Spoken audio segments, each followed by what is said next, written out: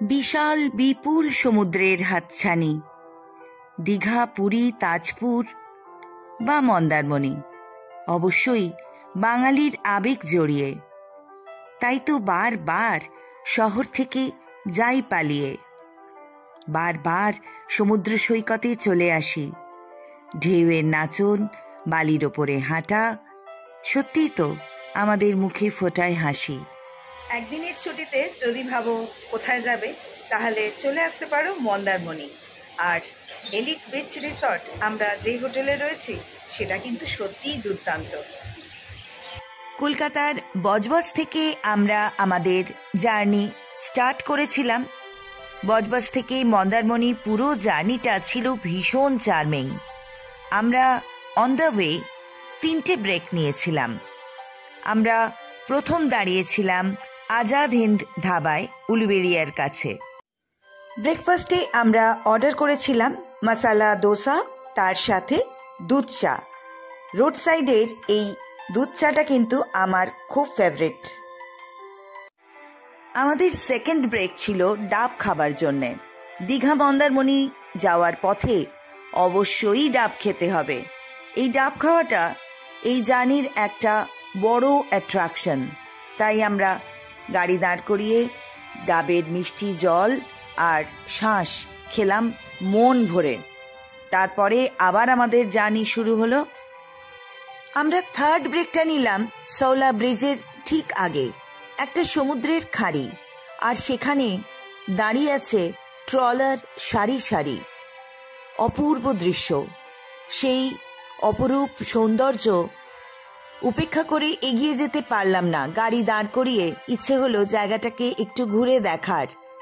আমরা বাঙালি, আমাদের লাঞ্চে ডিনারে মাছ তো থাকেই, কিন্তু সেই মাছ কি করে ধরা হয় ট্রলারগুলোকে সামনে দেখতে পেয়ে আমরা লোভ সামলাতে পারলাম না। আমরা হেঁটে জায়গাটাকে একটু ঘুরে দেখলাম। তারপরে আবার আমাদের জার্নি শুরু হলো। সকালবেলা বজবজ থেকে 7টার সময় আমরা বেরিয়েছিলাম। পুরো জার্নিটা করতে আমাদের 4.5 ঘন্টা সময় লাগলো। বেশ কিছুক্ষণ রাস্তায় দাঁড়িয়েছিলাম। আমরা ভায়া সৌলা ব্রিজ আজ পৌঁছে গেলাম মন্দারমণি। এবারে আমরা হোটেল বুকিং করেই এসেছি এলিট বিচ রিসর্ট। কেন আমরা বারবার এই হোটেলেই উঠি সেটা এখন বলি। ইমপ্রেশন ক্রিয়েট করতে হয় একদম প্রথম থেকেই। রিসেপশনে ঢুকেই আমাদের অভ্যর্থনা জানানো হলো ওয়েলকাম ড্রিঙ্কস দিয়ে। এতটা পথ আসার পর এই আমপান্না সত্যি খুব রিফ্রেশিং। সমস্ত ক্লান্তি এক নিমেষে উধাও। খুব এনজয় করলাম আমরা ড্রিঙ্কসটা। সমুদ্রের ধারে ঘুরতে এসে আমরা যা চাই তা হলো সি ফেসিং রুম। ঘরের বিছানায় বসে বসে বড় কাঁচের জানলা দিয়ে নিরন্তর সমুদ্রের ঢেউ দেখতে পাওয়া আলাদাই একটা আনন্দ। তার সাথে যদি ইচ্ছে হয় অবিরাম সমুদ্রের গর্জন শোনার বা সমুদ্রের হাওয়া গায়ে মুখে চোখে মাখার, তাহলে এসে বসতে হবে বারান্দায়। আমরা যখন দুপুর 12টা নাগাদ এসে পৌঁছলাম তখন জোয়ারের সময়। ঢেউ এসে ধাক্কা মারছে হোটেলের দেওয়ালে। কোথাও সি বিচ বলে কিচ্ছু নেই। যে মন্দারমণির চওড়া সি বিচে আগের বারে এসে সকালে বিকেলে কত হেঁটেছি, এখন আর তার কোনো অস্তিত্ব নেই। ঘর থেকেই তাই রিমঝিম ফটো তুলতে ব্যস্ত। কিছুক্ষণ আগেও ছিল ঝলমলে রোদ, আর এর মধ্যেই একরাশ মেঘ এসে গেল কোথা থেকে, আর বৃষ্টিও নামলো। জেমসও নেমে পড়ল সুইমিং পুলে। এখন সমুদ্রটাকে একদম অন্যরকম লাগছে। দেখো, সমুদ্র চলে এসেছে একেবারে আমাদের হোটেলের কাছে। আমরা যেরকম সমুদ্র দেখতে অভ্যস্ত, ঢেউগুলো একের পর এক আসে, সাদা ফেনা হয়ে আছড়ে পড়ে পাড়ে, ঠিক সেরকম নয়। কেমন এক ভয়াবহ রূপ ধারণ করেছে। অদ্ভুত লাগছে চারিদিকটা।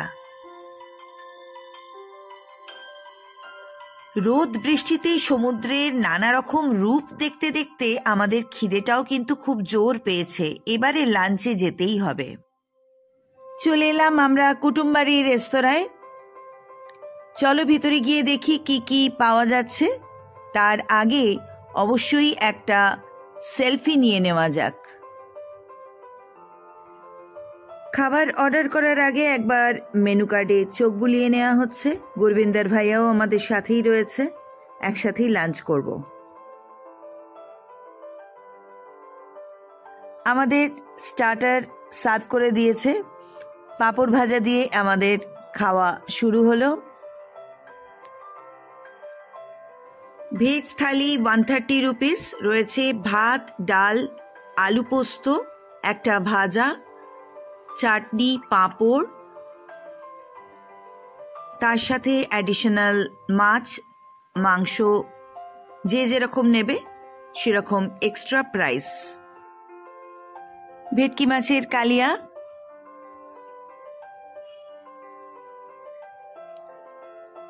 আমার আর রিমঝিমের চিকেন কারি। মন্দারমণি এলে আমাদের ডেজার্টে অবশ্যই থাকে অরুণ আইসক্রিম। আইসক্রিমের কোয়ালিটি বেশ ভালো, আমরা খুব মজা করে খাই। আজকে অর্ডার করেছি চোকোবার। আমরা কুটুমবাড়ি রেস্টুরেন্টে লাঞ্চ করলাম, চিকেন আর ভাত, আর ভেটকি মাছ খেলো জেমস প্রিয়াম।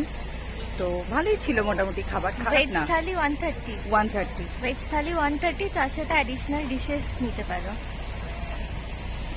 একটু বিশ্রাম নিয়ে সি বিচে যখন এলাম, মুভির সেটিং সম্পূর্ণ পাল্টে গেছে।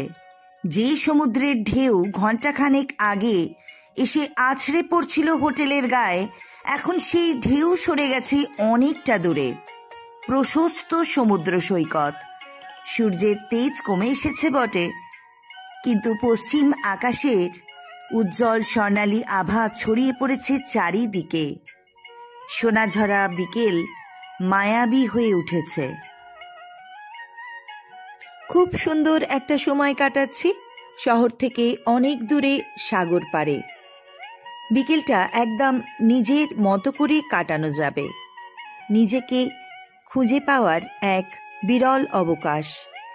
এমন একটা ফাঁকা সমুদ্র তট ভূভারতে পাওয়া কঠিন, অথচ কলকাতা থেকে এত কাছে, মাত্র 4 ঘন্টার মধ্যে চলে আসা যায় মন্দারমণি।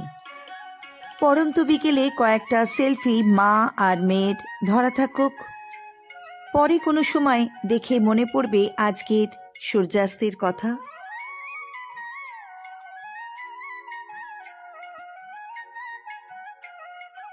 আমার মন বসে না শহরে, ইট পাথরের নগরে, তাই তো আইলাম সাগরে, তাই তো আইলাম সাগরে। এই সাগর পাড়ে আইসা আমার মাতাল মাতাল লাগে, এই রূপ দেখিয়া মন পেজরায় সুখের পক্ষী ডাকে। পারতাম যদি থাক যাইতে এই সাগরের পাড়ে, ঝিনুক মালা গাইথা কাটায় দিতাম জীবনটারে। না, থাকার উপায় নেই, ফিরে তো যেতেই হবে। এখনো অনেক কাজ বাকি রয়ে গেছে। Miles to go before I sleep, Miles to go before I sleep. একটা অপূর্ব বিকেল, ঢেউ সরে গেলেও জল থই থই করছে সমুদ্রের পাড়ে। চলে যাবার আগে সূর্য যেন শেষবারের মতো তার উজ্জ্বলতা ছড়িয়ে দিতে চাইছে, আর সেই আগুনের আঁচ এসে পড়েছে আমাদের গায়ে। নীল আকাশ আর সাগরের নীল মিশে গেছে পুরোপুরি, প্রকৃতি নীলাভ হয়ে উঠেছে। সন্ধে নামতে আর বেশি বাকি নেই, এক এক করে আলো জ্বলে উঠছে হোটেলগুলোতে। ফিরতে হবে আমাদেরও।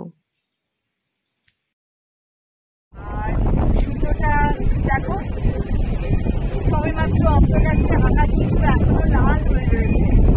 এত অপূর্ব একটা অনুভূতি, সেটা এই অনুভূতি সত্যিই বলে বোঝানো যাবে না। হাসি, মজা, গানে কেটে গেল আজকের বিকেলটা সমুদ্রের পাড়ে। দেখো আমাদের হোটেল একটা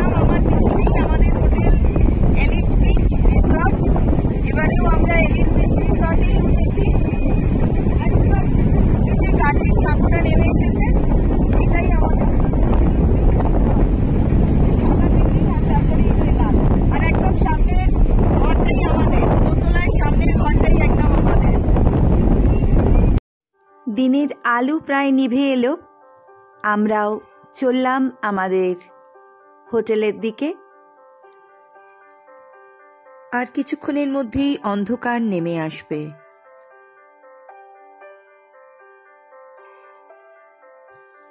হোটেলে ফিরে এসে লনে আমরা চা খেয়ে নিলাম। সন্ধ্যের চাটা খেয়ে আমরা একটু শপিংয়ে বেরোবো। তার আগে দেখো, সুইমিং পুলের আলো জ্বলে উঠেছে আর আমাদের বারান্দার আলোও জ্বলে উঠেছে। পুরো হোটেলটা বেশ সুন্দর লাগছে দেখতে। আমি দোল খাচ্ছি, এক আলাদা প্রশান্তি। আমাদের হোটেল থেকে হার্ট অফ মন্দারমণি বলতে যা বোঝায়, মার্কেট আর মনসা মন্দির পায়ে হেঁটে লাগে মাত্র 2 মিনিট।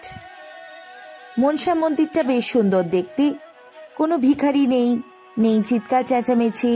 যে যার মতো মন্দিরে প্রণাম করছে, পুজো দিয়ে চলে যাচ্ছে। আবর্জনা নেই। মন্দির পবিত্র স্থান, শান্তির জায়গা। এই মন্দিরে দেখতে পাচ্ছি বেশ কিছু পায়রার বাসস্থান।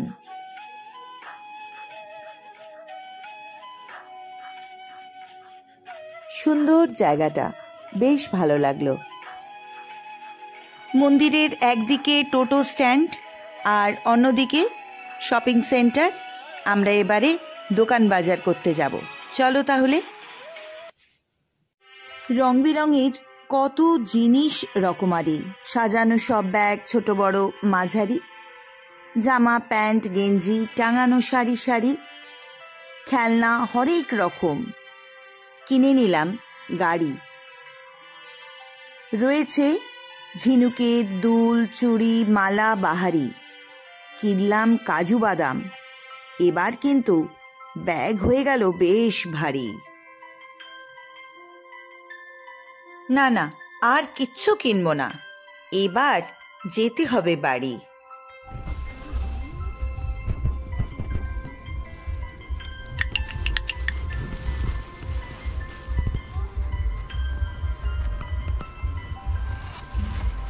ফিরে এলাম হোটেলে। আমাদের চাবি নিয়ে নিতে হবে ঘরের রিসেপশন থেকে, আর খাবারের অর্ডারটাও দিয়ে যেতে হবে। তাই আমরা চললাম এখন ডাইনিং রুমে। হ্যাঁ, 2 এগ ফ্রাইড রাইস, 2, একটা মাশরুম সল্ট অ্যান্ড পেপার, আর একটা চিলি চিকেন।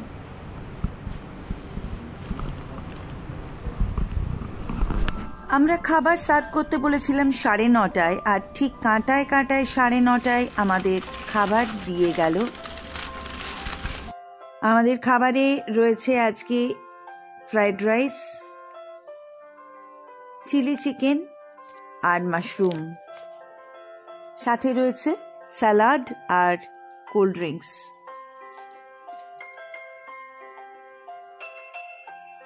মাশরুমের প্রিপারেশন ছাড়া বাকি সবই মোটামুটি ভালোই ছিল।